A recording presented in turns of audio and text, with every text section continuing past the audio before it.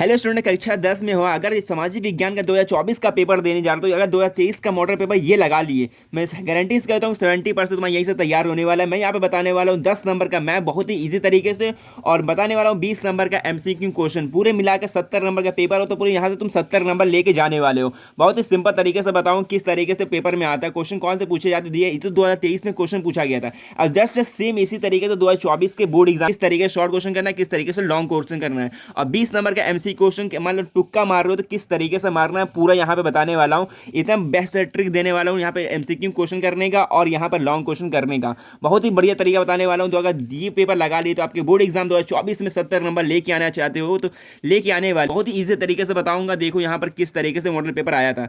2023 का model paper है, ये बिल्कुल रियल पेपर है। देखो यहाँ पर 825 EX में पूछा गया था, ठीक है ना। ये सामाजिक विज्ञान का 2023 में पूछा गया था। जस्ट सेम 2024 के बोर्ड एग्जाम में भी ऐसे ही क्वेश्चन आने वाला है। 3 घंटे का पेपर होता है, 15 मिनट आपको पढ़ने के लिए मिलता है। यहाँ पर सिर्फ से लिखा है, यहाँ पे पढ़ लेना। यहाँ पर 20 एमसीक्यू बहुविकल्पी क्वेश्चन आते हैं, और इसको किस तरीके से करते हैं मैं ट्रिक की सहायता बताता हूँ। अगर तुम्हें तुक्का मारना, मान लो जो क्वेश्चन नहीं आ रहा तो किस तरीके से क्वेश्चन को करना है यहाँ पर देख के जाओ। पहले 20 एमसीक्यू क्वेश्चन तैयार कर लो, बहुत ज्यादा इंपॉर्टेंट होता है एमसीक्यू क्वेश्चन। तो फिर स्टूडेंट यहाँ पे स्टार्ट होता है सेक्शन ए, ठीक है। पार्ट ए स्टार्ट होता है जो कि बहुविकल्पी प्रश्न होते हैं। 20 क्वेश्चन आते हैं, ठीक है। अगर तुम 20 क्वेश्चन कर ले तो शॉर्ट क्वेश्चन आराम से कर ले जाओगे, लॉन्ग क्वेश्चन आराम से कर लेगा, पर 20 क्वेश्चन आराम से करना बहुत जरूरी है। अगर ये क्वेश्चन गलत तो गलत, सही तो सही है। इसलिए अगर इसको क्वेश्चन बना के नहीं लिखा जा सकता, इसमें किस तरीके ट्रिक लगाना है, कौन सा क्वेश्चन तैयार करना है। इसलिए ये इंपॉर्टेंट क्वेश्चन है, इसको तैयार करके चले जाना है। बोर्ड एग्जाम 2024 के लिए आपके अच्छे नंबर मिलने वाले हैं और यहीं से क्वेश्चन फंसने वाले हैं। और देखो पहला क्वेश्चन यहाँ पर ये कि 20 क्वेश्चन यहाँ पर पूरे टोटल है। यहाँ पे पहला क्वेश्चन यहाँ पर है कि निम्नलिखित नेताओं में से किसने एक गुप्त संगठन यंग इटली बनाया था।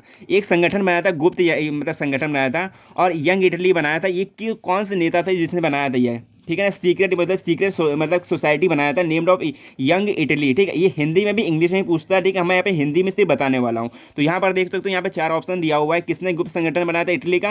तो यहाँ पर ये बी वाला ऑप्शन है, जुसेपे मैत्सनी ने। अब देखो आपको कंफ्यूज करने के लिए एक और देखो, जुसेपे गैरी होल्ट दे सकता है। इसमें आपको कंफ्यूज नहीं होना, बिल्कुल ये क्वेश्चन रट के चले जाओ। ये वाला क्वेश्चन, ये भी क्वेश्चन आपके बोर्ड एग्जाम में आ सकता है, ठीक है ना। और बताना किस तरीके से आपको तुक्का मारना है। मान लो इसमें से 4 ऑप्शन देख, तुक्का किस तरीके से मारना है वही बताने वाला हूँ। यहाँ पे पहला क्वेश्चन होगा, सेकंड क्वेश्चन देख लो कौन सा है। अब जो यहाँ पर सेकंड क्वेश्चन है, यहाँ पर देखो क्या पूछ रहा है। निम्नलिखित में से किसे 1871 में जर्मनी का प्रथम सम्राट घोषित किया गया था। 1871 में किसे घोषित किया गया था ये बताना। यहाँ पर 4 ऑप्शन दिया हुआ है, ठीक है ना। यहाँ पे विलियम प्रथम ने किया था, या फिर विलियम द्वितीय ने किया था, या फिर ऑटोनो बिस्मार्क। आप यहाँ देख के कन्फ्यूज है कौन सा है, ठीक है। इसको अच्छे से पढ़ लेना, यह क्वेश्चन भी इंपॉर्टेंट है। ये होगा विलियम प्रथम ने। कैसर विलियम प्रथम ने किया था, ठीक है ना। इनको मतलब कि सम्राट बनाया गया था 1871 में, 18 जनवरी 1871 में बनाया गया था। इसको अच्छे से पढ़ लेना। अब यहाँ पे देखो तीसरा क्वेश्चन यहाँ पर है, ये भी क्वेश्चन बहुत ज़्यादा इंपॉर्टेंट है। देखो 1789 में फ्रांस में किस प्रकार का शासन व्यवस्था था। यहाँ पर तुम 4 ऑप्शन देके तुम कंफ्यूज जाओगे कौन सा व्यवस्था था। अगर तुम चैप्टर पढ़े होगे फ्रांसीसी क्रांति वाला तो अच्छे से काम कर ले जाओगे। पर देखो यहाँ पे 4 ऑप्शन दिया हुआ है। यहाँ पर किस प्रकार का शासन था ये बताना, लोकतंत्र था, या फिर कुलीन तंत्र था, या फिर असीमित तंत्र राजतंत्र था। यहाँ पर ये वाला ऑप्शन होगा असीमित राजतंत्र, ठीक है। तो ये वाला ऑप्शन यहाँ बी वाला सही हो गया।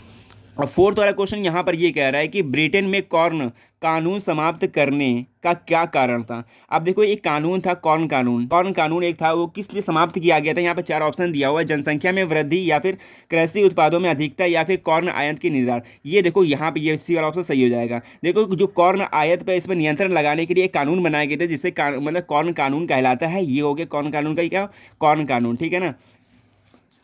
और यहाँ पे देखो 4 क्वेश्चन होगा, 5वां क्वेश्चन देख लो, ये भी इंपॉर्टेंट क्वेश्चन है। इसको छोड़ना बिल्कुल भी नहीं, लास्ट तक वीडियो को जरूर देख लेना।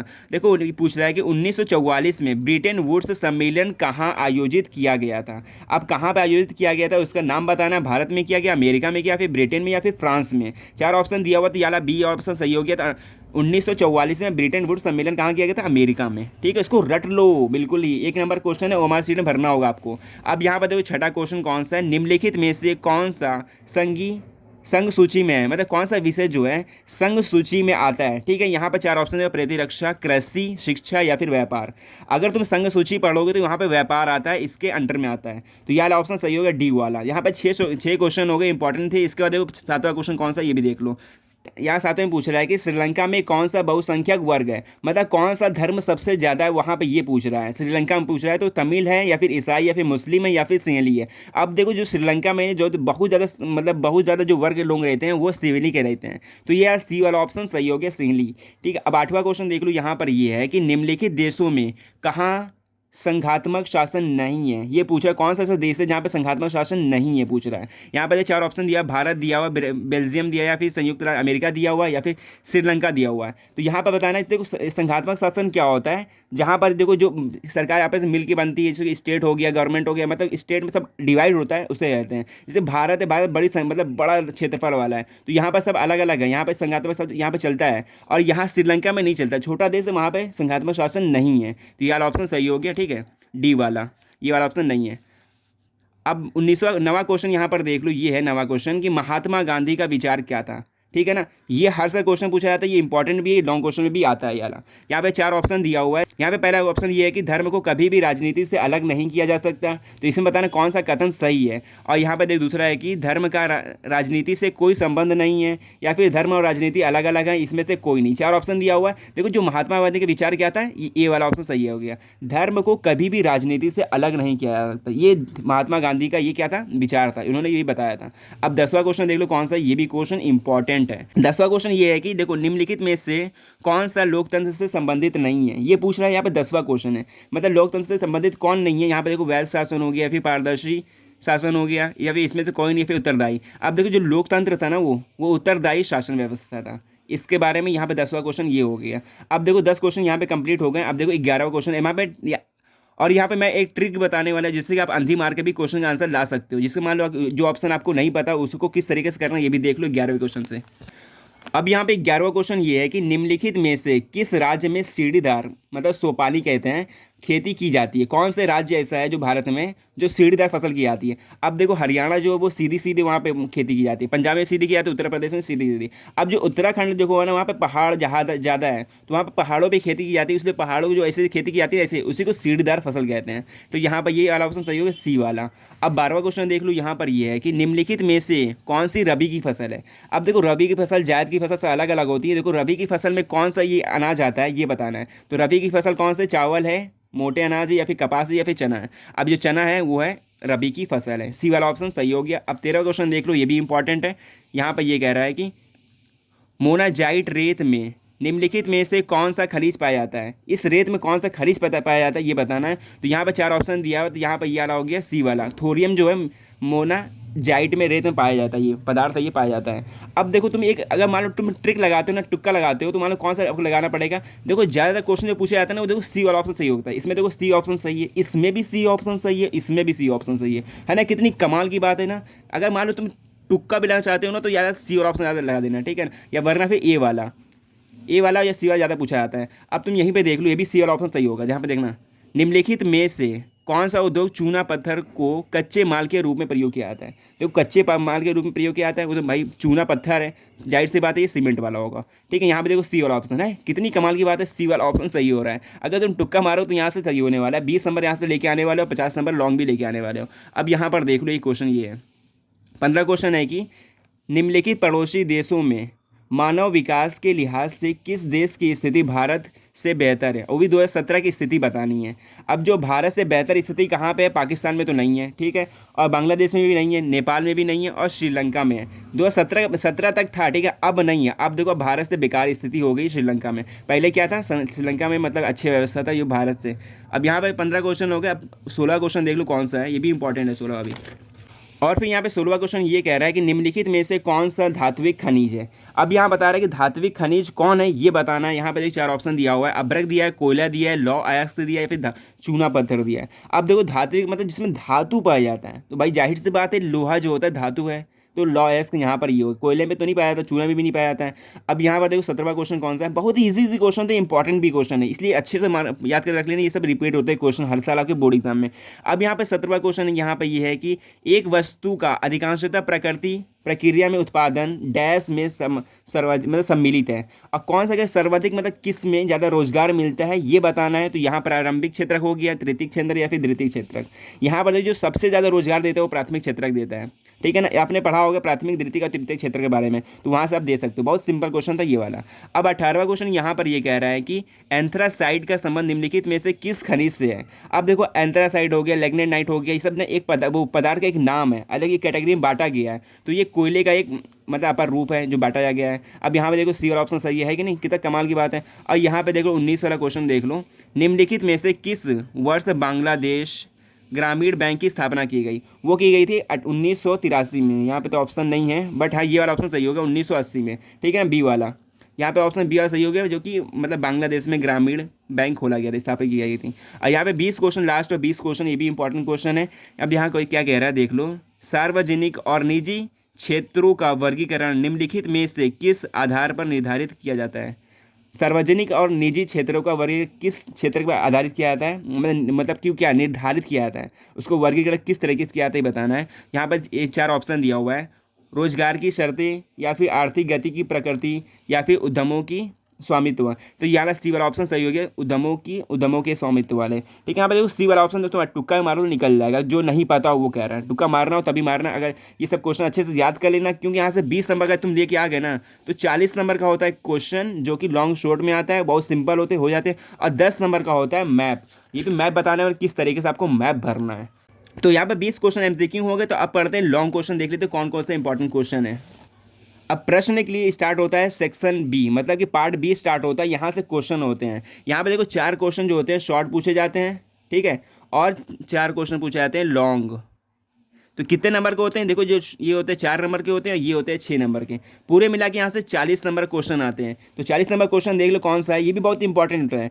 देखो एक इसमें मजे की बात ये है ना, यहाँ पर देखो सब में अथवा दे देता है। अगर तुम्हें 2 में से कोई एक तो आ ही जाएगा, मान लो तुम कुछ इंपॉर्टेंट क्वेश्चन ही पढ़ोगे ना, तो 2 में से एक कोई फंस ही जाएगा। तो यहाँ पर देखो पहला क्वेश्चन ये कह रहा है कि 18वीं शताब्दी के अंत में भारत में कपड़ा निर्यात में गिरावट क्यों आई थी, और 2 कारण लिखना है। अगर मान लो ये तुम्हें आता हो तो कर लेना, इसका आंसर देखो तुम याद करना हो ना, तो क्वेश्चन बैंक से देख सकते हो, इसका सभी का सोल्यूशन यहाँ पर दिया हुआ है। अगर सोल्यूशन तुम्हें नहीं मिलता है तो ठीक है, मैं यहाँ पे सोल्यूशन नहीं बता रहा हूँ, वीडियो बहुत लंबी हो जाएगी। और ये देखो अथवा में एक और दे रहा है, तुम्हें ये आ रहा तो ये कर लेना, वरना फिर ये कर लेना। 19वीं शताब्दी के दौरान अंतर्राष्ट्रीय अर्थशास्त्रियों द्वारा बनाए गए किन्हीं 2 प्रवाहों को स्पष्ट करना है। ये भी सिंपल क्वेश्चन है, या फिर ये करो या फिर ये करो, या फिर सिंपल क्वेश्चन या कर सकते हो या छोड़ सकते हो, ठीक है। कोई एक करना, 4 नंबर आपको यहाँ से मिलने वाले हैं। ऐसे करो। दूसरा क्वेश्चन यहाँ पर ये है, इंग्लिश वाला नहीं पढ़ना, ठीक है, हिंदी वाला पढ़ रहा हूँ मैं।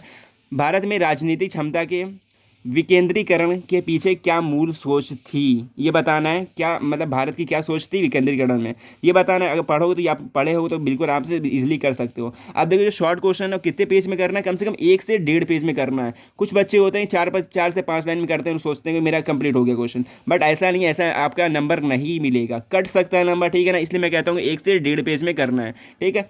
और लॉन्ग क्वेश्चन जो होगा कम से कम 3 से 4 पेज में करना, खूब आराम से टाइम निकल जाता है, बहुत टाइम आपका बच जाता है। 3 घंटा तो आराम से मिला करना और बना करना, ठीक है। एक क्वेश्चन में छोड़ना नहीं है यहाँ पर। और यहाँ पे ये कर सकते हो या फिर ये कर सकते हो, भारत में केंद्र और राज्यों के बीच सत्ता के बंटवारे की 2 विशेषताएं लिख सकते हो, ये हो गया। या फिर एक और क्वेश्चन देख लो कौन सा है, यहाँ पे 2 क्वेश्चन हो गए, और तीसरा क्वेश्चन देख लो कौन सा है। और फिर तीसरा क्वेश्चन कह रहा है कि एक संसाधन के रूप में मिट्टी का महत्व उल्लेख करें तथा भारत में पाई जाने वाली किन्हीं 2 प्रकार की मिट्टियों का वर्णन करना है। बता सकते हो काली मिट्टी होती है, जलोढ़ मृदा होती है, इसके बारे में 2 वर्गीकृत कर देना। यहाँ पर दे सकते हो याला आंसर। अगर याला आ रहा नहीं आ रहा तो ये अब्रक के बारे में दे सकते हो, ठीक है। अब्रक की उपयोगिता के बारे में समझाइए, और इसको 2 उत्पादों के राज्यों को उल्लेख कीजिए, कहाँ जो पाया जाता है उसके बारे में लिख देना। फिर इसके बाद चौथा क्वेश्चन कौन सा, जो लास्ट है शॉर्ट क्वेश्चन में, यहाँ पूछ रहा है कि राष्ट्रीय आय तथा प्रति व्यक्ति आय में विभेद कीजिए, देशों की स्थिति की तुलना के लिए इसमें से कौन सी स्थिति बेहतर है, बेहतर बतानी है। या फिर बना के भी लिखो ना, लिख सकते हो। देखो प्रति व्यक्ति क्या होती है और राष्ट्रीय आय, इसको थोड़ा पढ़ लेना, याद हो जाएगा बिल्कुल। और ये कह रहा है विदेशी व्यापार से आप क्या समझते हैं, जो बाहरों से मतलब विदेश से जो व्यापार किया था उसे विदेशी व्यापार कहते हैं। और कह रहा है विदेशी व्यापार के अनुकूल बनाने के लिए किन्हीं 2 सुझाव भी दीजिए, ये दे सकते हो। अब यहाँ शॉर्ट क्वेश्चन तो हो गए। अब देखो यहाँ पर स्टार्ट होता है, यहाँ पर सेकंड पार्ट स्टार्ट होता है कि लॉन्ग क्वेश्चन में, लॉन्ग क्वेश्चन कम से कम 150 वर्ड के लिखने हैं ना, कम से कम 3 पेज 2 पेज तो लिखे होगे। और होते हैं 6 नंबर के, 2 नंबर 3 4 नंबर 6 नंबर के क्वेश्चन होते हैं ये। अब यहाँ कह रहा है लॉन्ग क्वेश्चन, देखो पहला क्वेश्चन ये है कि सत्याग्रह का क्या अर्थ है? महात्मा गांधी द्वारा चलाए गए 3 सत्याग्रह आंदोलन के नाम लिख सकते हो, या फिर नमक कानून। ये सब 3 आपको इंपॉर्टेंट जो है याद कर लेना है। महात्मा गांधी सत्याग्रह आंदोलन, ये इंपॉर्टेंट क्वेश्चन है, ये आज के बोर्ड एग्जाम में आ सकता है, बिल्कुल आराम से आएगा। या फिर ये नहीं पढ़ पाओगे तो ये पढ़ लेना, असहयोग आंदोलन कब चलाया गया, ठीक है।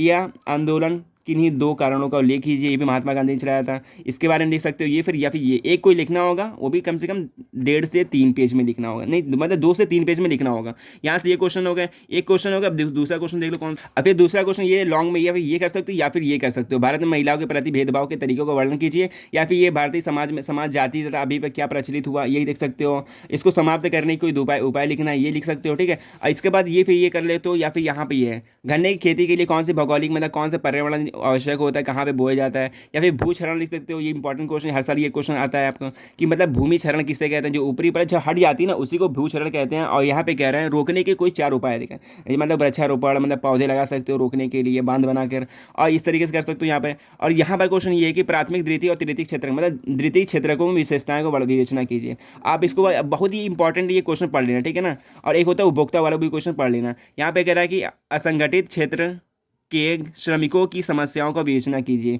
या फिर ये भी कर सकते हो। यहाँ पर तुम्हारा लॉन्ग क्वेश्चन भी कंप्लीट हो गया। अब आता है 10 नंबर का मैप। इसको मैं अलग वीडियो में बताने वाला हूँ क्योंकि वीडियो बहुत लंबी हो गई, तो नेक्स्ट वीडियो देख लेना। उसके लिए हमारे चैनल को सब्सक्राइब भी कर लेना, क्यों मैं बताने वाला बहुत ही ईजी तरीके से मैप बताने वाला हूँ। यहाँ पर ईजी तरीके से मैप दिया हो, 10 नंबर का दिया हो, तो बहुत बच्चे गलती कर देते हैं मैप भरने में, इसलिए हमारे चैनल को सब्सक्राइब कर लेना। मिलते हैं नेक्स्ट वीडियो में, अपने दोस्तों के साथ शेयर करना इस वीडियो को। सो मिलते हैं नेक्स्ट वीडियो में। सो बाय।